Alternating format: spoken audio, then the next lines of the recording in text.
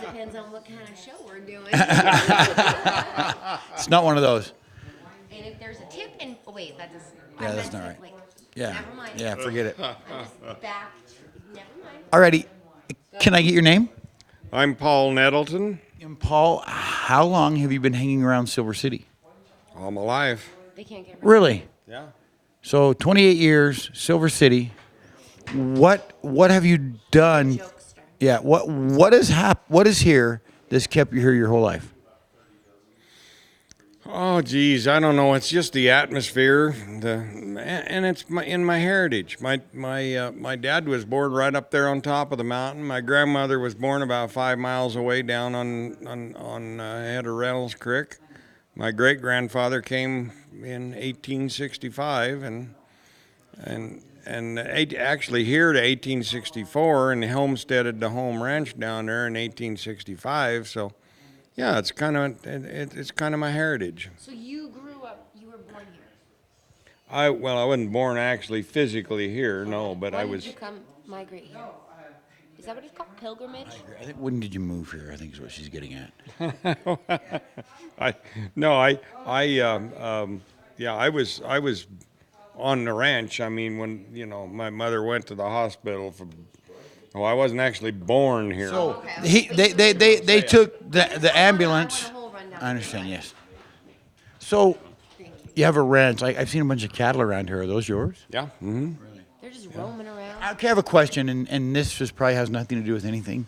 But how on earth do you round up all those cattle when it comes time to round them up? Well, they're a lot similar to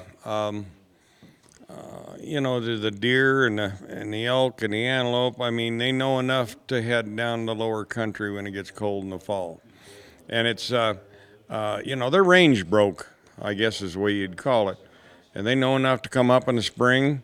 When you open the gates, they're ready to go, and same thing in the fall. And so there's always a few a little earlier or a little late, and it's the old 90-10 rule. You spend 90% of your time with the last dumb 10% that doesn't know what they're supposed to do, That's how I live my life.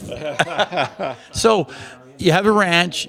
Have you ever had any interest in gold mining or anything like that? Not really. Not really. When my great grandfather came in 1864, even his idea was not mining. It was to raise food and fiber for the miners. He said that's probably more profitable and it's one that instead of 1 out of 100 miners hitting it, you got a pretty good shot at A it. little more stable, for sure. And it must have worked pretty good because within 10 years he bought a whole herd of cattle. So selling milk and cheese and butter into the mines up here. He was a dairyman and switched to beef cattle.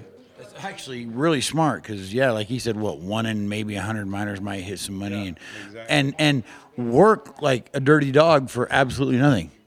Yeah, and it was pretty tough going for a lot of these miners. I would imagine. Yeah, you generally work for somebody else for poor wages and died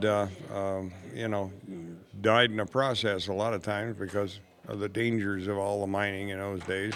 Well, I've always said, because you see a lot of pictures and there's a lot of old people, and back in those days, that was a whole tougher breed of people than there are now. Yeah, they definitely the pioneers. I mean, even the cattlemen and you just imagine the hardships that they went through. It was pretty incredible. Do you live here during the winter? No, I only it's a seasonal town.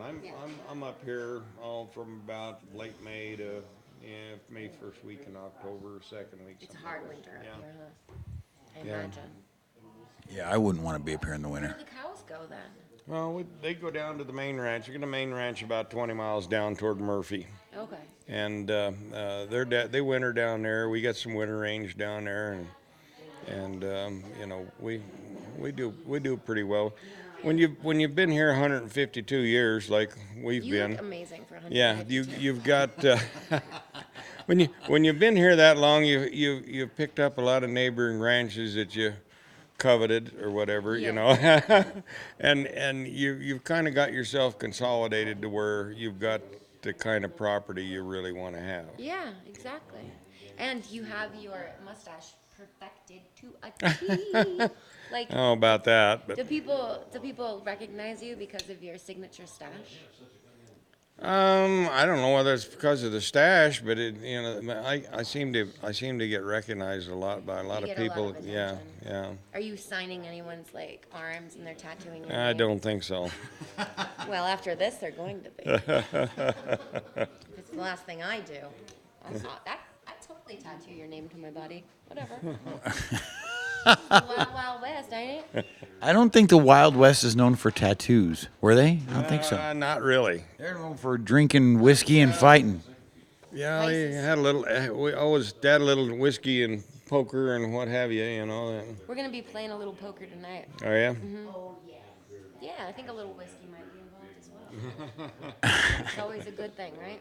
Yeah. Alrighty, well, thank you so much for talking with us. Very interesting, and I hope you have many more years up here in Silver City. Yeah. Well, we hope so. Yeah. I figure I've got a decade or two left in me. At least, yes. Exactly. Thank you. You bet. Now, like off the record, like